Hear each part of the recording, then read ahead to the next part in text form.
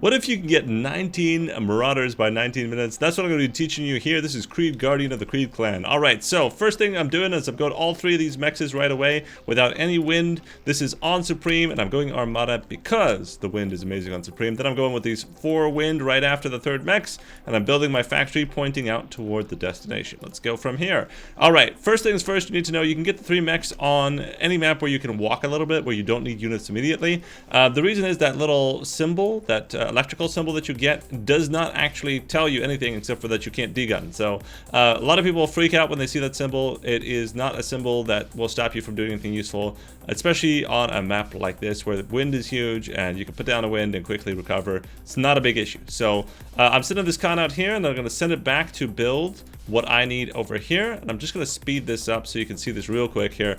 So he's going out there, he's grabbing that, and I'm sending these to do the immediate reclaim. I'm going for the closest first, and then I'm going out and getting all of this metal here so that I can do that. Here, this guy is going to go ahead and produce the storage along with the 2 things. This is going to go to as much as possible. I'm going to leave it there so it is storage. Like this factory acts as storage. That's why I am, keeping it in play. And I'm building the tier 2 while I'm reclaiming this. I'm allowing that storage to go up. And it should be kept in mind that when I do these sort of builds, I don't practice them for video.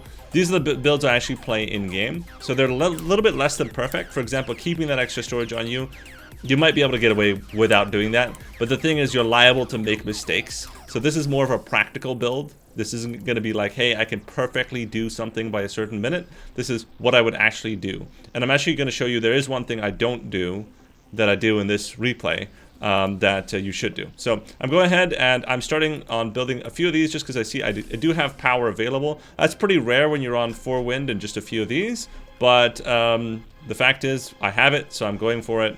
And that's fine right now, but you should keep an eye on that wind because that's not normal. Like 19 wind all the time, pretty abnormal. You're going to need a lot of power to start building these mexes. Actually, I should have finished that mex without walking over here. That was a little bit presumptuous. It's actually a mistake. I should be over here. I'm not just tapping the mexes again. I'm playing a lot of games other than this, and so I'm carrying over some bad habits. You should finish these mexes completely before walking in this case. You can pick this up, and what I typically do is I head over to the air player and start tapping a mex, and then I go over here to finish this. Because that air player is my only cover from getting hit from the sky. He needs a moment to start that first mex. He doesn't have a whole lot of build power. He's an air player. It would benefit him. So that's what I do here and there. Now, I sell this guy the moment he's done here, the moment I'm done with that build power. You shouldn't be stalling on energy like I am. Over to the air player, and I just start building a whole bunch of these. And again, unlike them very polished builds, I don't have a count. I'm actually doing the number of these based, and I'm waiting based on the amount of metal I have. If I don't have metal, I'm not building more. So if I don't have, 200 metal in storage, I'm not actually building more butlers. And I'm creating these lines of wind right here. You can see. The longer lines go to the earlier ones, and I'm doing them in groups of 2, and I'm doing them around build turrets. The around build turrets is just a little extra speed.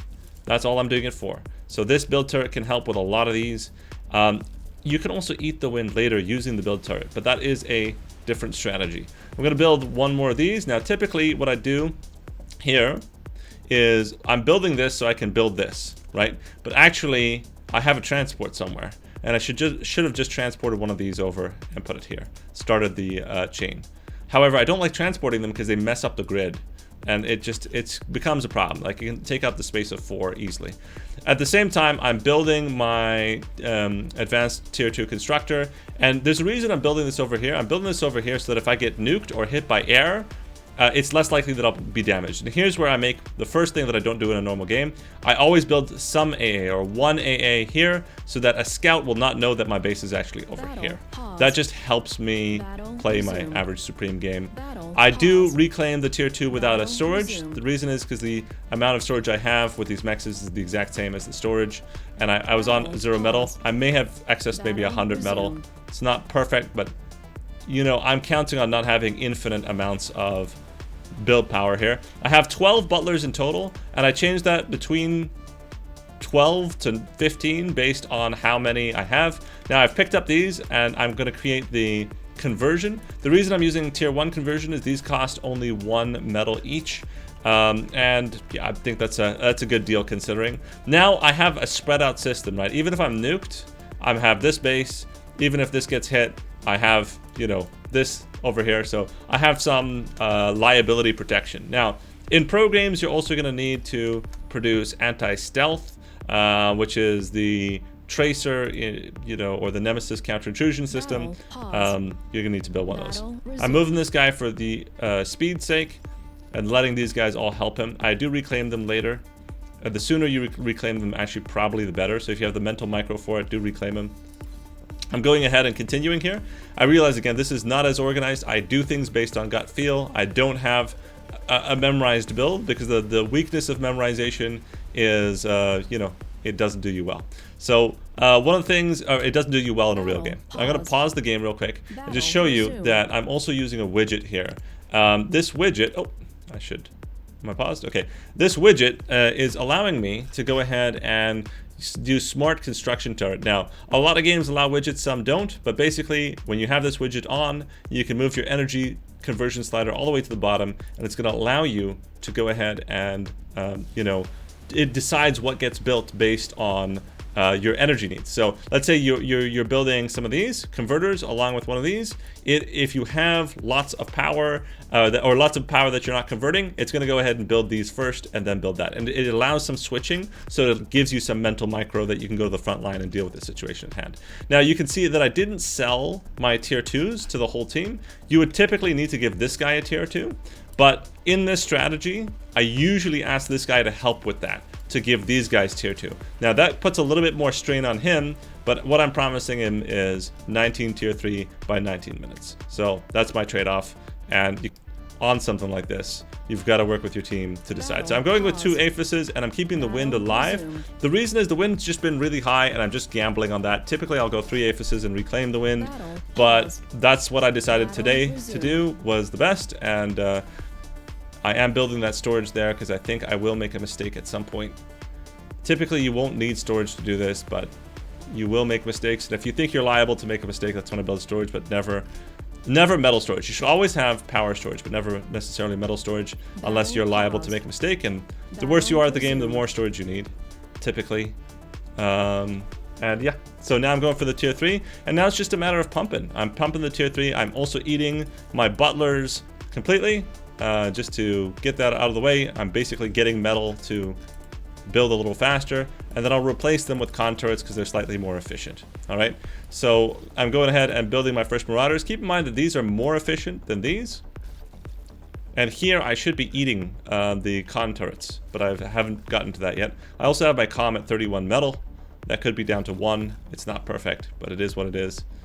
Apparently I moved them over, but here you can see it is 17 minutes and 23 seconds, and we have these pump it out. So really quick, guys. Oh yeah, I ate all my reclaimers there. Really quick, guys, if you want to be part of a clan that is going to do a whole lot of strategy, check out Creed. I am the founder of Creed. It is a clan all about excellence in teamwork, excellence in strategy, and being excellent to each other. We play a lot of modded maps, a lot of new interesting game modes. We do a lot of large games. We did, you know, like those 50 massive games. We do a lot of those as well. With the help of the mods of the game. So you're welcome to come join us over at Creed. We'd love to have you be part of everything that we do, and you can check out the link in the description below. Regardless, we're about to make it here to 18 minutes. It's 18 minutes 40 seconds, and we have 17 of them, right? So 18 minutes 18, and here's our 19th, and we are at 19 minutes. Now typically I would send these in and attack the eco player. You can also put down a Juno. Juno will kill radar, but you got to do that first. I knew it would have costed me 1 marauder, so I didn't do that. These take an enormous amount of power, 160 power per second. You can't really do them early game, so but they have infinite range, right? This one is actually going to hit the mountain, which is a bit of an issue, but you want to hit one there and there and there, so that you're avoiding the mountain in your trajectory. And getting as many radar as possible gives you the element of surprise. Typically 1 here is also helpful. So I usually build that Juno much earlier on in this process in the actual real game. And then I go and I continue the eco game here while I send these in. All right, guys, I hope you enjoyed that a ton. Leave me a like if you did enjoy it, and leave me your comments. I do read them all. I'd appreciate your feedback on the music, if you like the height of the music or not. Take care.